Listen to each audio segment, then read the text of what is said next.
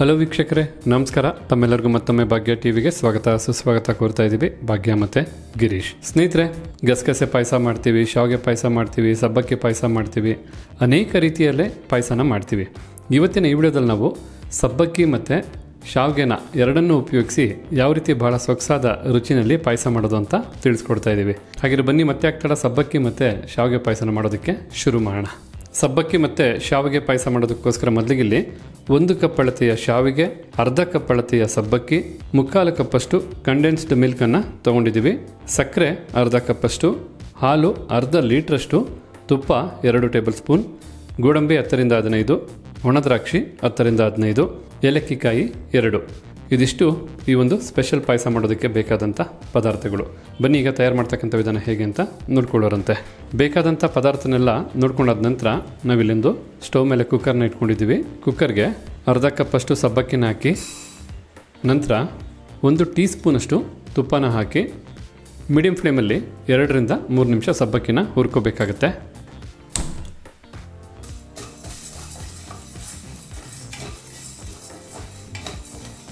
ಈಗಿಲ್ಲಿ 2ರಿಂದ 3 ನಿಮಿಷ ಸಬ್ಬಕ್ಕಿನ ತುಪ್ಪದಲ್ಲಿ ಮೀಡಿಯಂ ಫ್ಲೇಮಲ್ಲೇ ಹುರಿದಾಯಿತು. ಈ ರೀತಿ ಸಬ್ಬಕ್ಕಿನ ಹುರಿದಾದ ನಂತರ 2 ಕಪ್ ಅಳತೆಯ ನೀರನ್ನು ಹಾಕ್ಕೊಳ್ತಾ ಇದ್ದೀವಿ.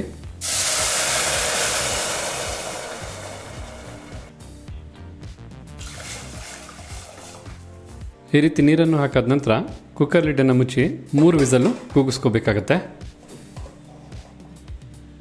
ಈಗ ಫ್ಲೇಮನ್ನು ಹೆಚ್ಚು ಮಾಡಿಕೊಂಡು 3 ವಿಸಲ್ಲು ಕೂಗಿಸ್ಕೋಬೇಕು.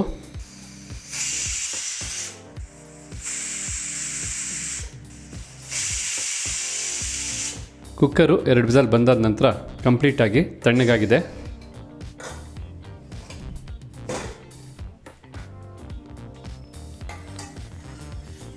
ಹಾಗೆ ಸಬ್ಬಕ್ಕಿನೂ ಸಹ ಬಹಳ ಚೆನ್ನಾಗಿ ಬೆಂದಿದೆ. ಈ ರೀತಿ ಸಬ್ಬಕ್ಕಿನ ಬೇಯಿಸಾದ ನಂತರ ಈಗ ಸ್ಟವ್ ಮೇಲೆ ಮತ್ತೊಂದು ಬಾಣಲಿನ ಬಿಸಿ ಮಾಡ್ಕೊಂಡಿದ್ದೀವಿ. ಬಿಸಿಯಾದಂಥ ಬಾಣಲಿಗೆ 1 ಕಪ್ ಅಳತೆಯ ಶಾವಿಗೆನ ಹಾಕ್ಕೊಳ್ತಾ ಇದ್ದೀವಿ. ಈಗ ಶಾವಿಗೆ ಉರಿಯೋದಕ್ಕೂ ಮೊದಲೇ 1 ಟೀ ಸ್ಪೂನಷ್ಟು ತುಪ್ಪನ ಹಾಕ್ಕೋಬೇಕಾಗತ್ತೆ. ಈಗ ಮೀಡಿಯಂ ಫ್ಲೇಮಲ್ಲೇ ಒಂದು 5ರಿಂದ 6 ನಿಮಿಷ ಶಾವಿಗೆನ ತುಪ್ಪದಲ್ಲಿ ಚೆನ್ನಾಗಿ ಹುರ್ಕೋಬೇಕಾಗತ್ತೆ.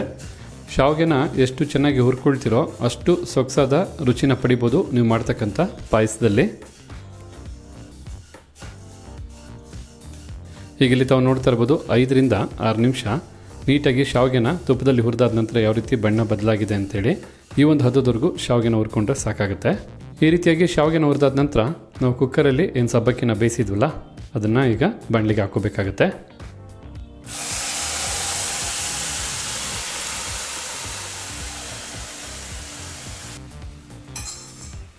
ಸಬ್ಬಕ್ಕಿ ಮತ್ತು ನೀರನ್ನು ಸೇರಿಸಿರೋದ್ರಿಂದ ಶಾವಿಗೆ ಜೊತೆಗೊಮ್ಮೆ ಮಿಕ್ಸ್ ಮಾಡ್ಕೋಬೇಕಾಗತ್ತೆ. ಬೇಯಿಸಿದಂಥ ಸಬ್ಬಕ್ಕಿ ಮತ್ತು ಹುರಿದಂಥ ಶಾವಿಗೆ ಎರಡೂ ಸಹ ಮಿಕ್ಸ್ ಮಾಡಿದ ನಂತರ ಈಗಿಲ್ಲಿ ಕಾಯಿಸಿ ತಣ್ಣಗಾದಂಥ ಅರ್ಧ ಲೀಟ್ರಷ್ಟು ಹಾಲನ್ನು ಹಾಕ್ತಾಯಿದ್ದೀವಿ.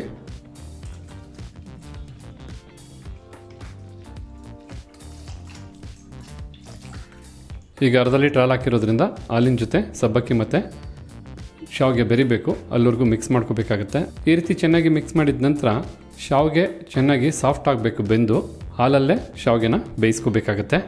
ಆಲ್ರೆಡಿ ನಾವು ಶಾವಿಗೆನ ಚೆನ್ನಾಗಿ ಹುರಿದಿದ್ದೀವಿ. ಈಗ ಒಂದು 5ರಿಂದ 6 ನಿಮಿಷ ಹಾಲಲ್ಲಿ ಶಾವಿಗೆನ ಬೇಯಿಸ್ಕೊಂಡ್ರೆ ಸಾಕಾಗತ್ತೆ.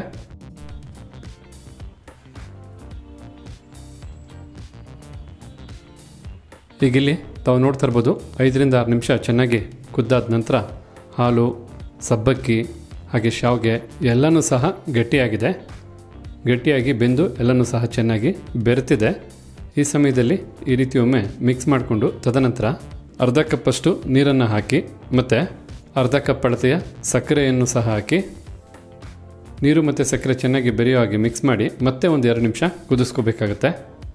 ನಾವಿಲ್ಲಿ ಸಕ್ಕರೆನ ಬರೀ ಅರ್ಧ ಕಪ್ಪಷ್ಟು ಮಾತ್ರ ಬಳಸ್ತಾ ಇದ್ದೀವಿ, ಸಿಹಿ ಸಾಕಾಗಲ್ಲ. ಯಾಕೆಂದರೆ ನಾವು 3/4 ಕಪ್ಪಷ್ಟು ಕಂಡೆನ್ಸ್ಡ್ ಮಿಲ್ಕನ್ನು ಬಳಸ್ತಾ ಇದ್ದೀವಿ. ನೀವೇನಾದ್ರು ಕಂಡೆನ್ಸ್ಡ್ ಮಿಲ್ಕು ಬೇಡ ಅಂತಂದರೆ ಆ ಒಂದು ಸಂದರ್ಭದಲ್ಲಿ 1/4 ಕಪ್ಪಿಂದ 1 ಕಪ್ಪಷ್ಟು ಸಕ್ಕರೆನ ಹಾಕೋಬೇಕಾಗತ್ತೆ, ಮರಿಬೇಡಿ. ಈಗಿಲ್ಲಿ ಮಿಕ್ಸ್ ಮಾಡಿ 2 ನಿಮಿಷ ಕುದಿಸ್ಕೋತಾ ಇದ್ದೀವಿ. ಮತ್ತೆ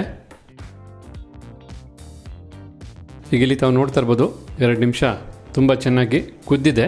ಈ ಒಂದು ಸಂದರ್ಭದಲ್ಲಿ ಮೊದಲೇ ಹೇಳಿದಾಗೆ 3/4 ಕಪ್ಪಷ್ಟು ಕಂಡೆನ್ಸ್ಡ್ ಮಿಲ್ಕನ್ನು ಹಾಕ್ಕೊಳ್ತಾ ಇದ್ದೀವಿ.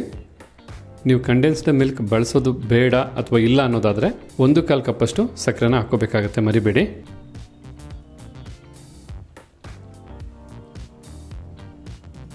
ನಂತರ 2 ಏಲಕ್ಕಿ ಕಾಯಿನ ಕುಟ್ಟಿ ಪುಡಿ ಮಾಡಿ ತದನಂತರ ಬಳಸ್ತಾ ಇದ್ದೀವಿ.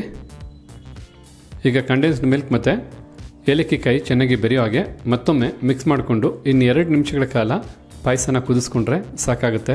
ಬಹಳ ಸೊಗಸಾದಂಥ ಅಷ್ಟೇ ರುಚಿಯಾದಂಥ ಸಬ್ಬಕ್ಕಿ, ಶಾವಿಗೆ, ಹಾಲು ಪಾಯಸ ಎಲ್ಲನೂ ಮಿಕ್ಸ್ ಮಾಡಿ ಮಾಡಿದಂಥ ಒಂದು ಅದ್ಭುತವಾದಂಥ ಪಾಯಸ, ಅದ್ಭುತವಾದಂಥ ರುಚಿ.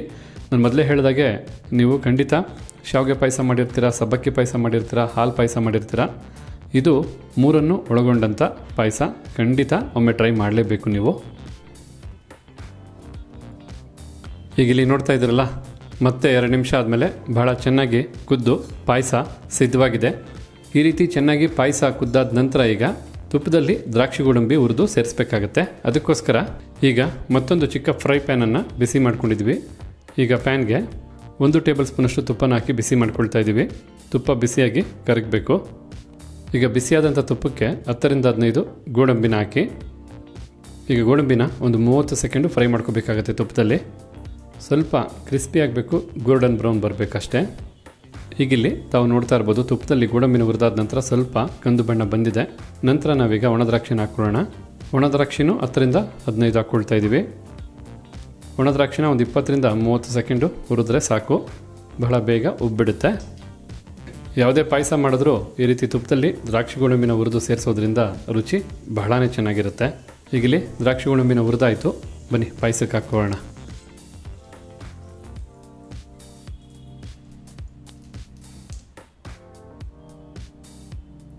ದ್ರಾಕ್ಷಿ ಗೋಡಂಬಿನ ಸೇರಿಸಾದ ನಂತರ ಮತ್ತೊಮ್ಮೆ ಫೈನಲ್ ಆಗಿ ಮಿಕ್ಸ್ ಮಾಡಿಕೊಂಡ್ರೆ ಸಾಕು. ಬಹಳ ರುಚಿಕರವಾದ ಬಿಸಿ ಬಿಸಿಯಾದ, ನೋಡೋದಕ್ಕೆ ಎಷ್ಟು ಚೆನ್ನಾಗಿದೆಯೋ ತಿನ್ನೋದಕ್ಕೂ ಅಷ್ಟೇ ಸೊಗಸಾದಂಥ ಶಾವಿಗೆ ಮತ್ತು ಸಬ್ಬಕ್ಕಿ ಪಾಯಸ ಸಿದ್ಧವಾಗಿಬಿಡುತ್ತೆ. ಖಂಡಿತ ನಿಜ ಹೇಳಿ, ನೋಡ್ತಾ ಇದ್ದರೆ ಈ ಪಾಯಸನ ಕುಡಿಬೇಕು, ತಿನ್ನಬೇಕು ಅಂತ ಆಸೆ ಆಗ್ತಾ ಇಲ್ವಾ? ಹೌದು, ಯಾರಿಗೇ ಆಗಲಿ ಈ ಪಾಯಸ ನೋಡಿದ್ರೆ ಖಂಡಿತ ತಿನ್ನಬೇಕು, ಕುಡಿಬೇಕು ಅಂತ ಆಸೆ ಆಗುತ್ತೆ. ನೀವು ಸಹ ನಿಮ್ಮ ಮನೆಗಳಲ್ಲಿ ಈ ರೀತಿಯಾದಂಥ ಪಾಯಸನ ಒಮ್ಮೆ ಆದರೂ ಟ್ರೈ ಮಾಡಿ ಹೇಗಿತ್ತು ಅಂತ ನಮಗೂ ತಿಳಿಸಿ. ನಿಮಗೂ ಖುಷಿ ಆದರೆ ನಮಗೂ ಖುಷಿ ಆಗುತ್ತೆ. ಹಾಗಿದ್ರೆ ಇವತ್ತು ನಾ ಮಾಡಿ ತಿಳಿಸಿದಂಥ ಈ ಸ್ಪೆಷಲ್ ಶಾವಿಗೆ ಮತ್ತು ಸಬ್ಬಕ್ಕಿ ಪಾಯಸ ತಮಗೆಲ್ಲರಿಗೂ ಇಷ್ಟ ಆಗಿದೆ ಅಂತ ತಿಳ್ಕೊಂಡಿದ್ದೀನಿ. ಇಷ್ಟ ಆಗಿದ್ರೆ ಈ ವಿಡಿಯೋಗೊಂದು ಲೈಕ್ ಮಾಡಿ, ಜೊತೆಗೆ ತಮ್ಮ ಅನಿಸಿಕೆ ಅಭಿಪ್ರಾಯ ಏನಿದೆ ಅನ್ನೋದನ್ನು ಕಮೆಂಟ್ ಬಾಕ್ಸಲ್ಲಿ ಕಮೆಂಟ್ ಮಾಡೋದನ್ನು ಮರಿಬೇಡಿ. ಎಲ್ಲದಕ್ಕಿಂತ ಹೆಚ್ಚಾಗಿ ಮತ್ತೊಬ್ರಿಗೂ ಹೆಲ್ಪ್ ಆಗೋಗಿ ಈ ವಿಡಿಯೋನ ಶೇರ್ ಮಾಡಿ ಅಂತ ಹೇಳ್ತಾ ತಮಗೆಲ್ಲರಿಗೂ ಧನ್ಯವಾದನ ತಿಳಿಸ್ತಾ ಇದ್ದೀವಿ. ಭಾಗ್ಯ ಮತ್ತು ಗಿರೀಶ್. ಮತ್ತೊಂದು ಹೊಸ ವಿಡಿಯೋದಲ್ಲಿ ಹೊಸ ರೆಸಿಪಿ ಜೊತೆ ತಮ್ಮನ್ನ ಭೇಟಿ ಮಾಡ್ತೀವಿ. ಅಲ್ಲಿವರೆಗೂ ನಮಸ್ಕಾರ ವೀಕ್ಷಕರೇ.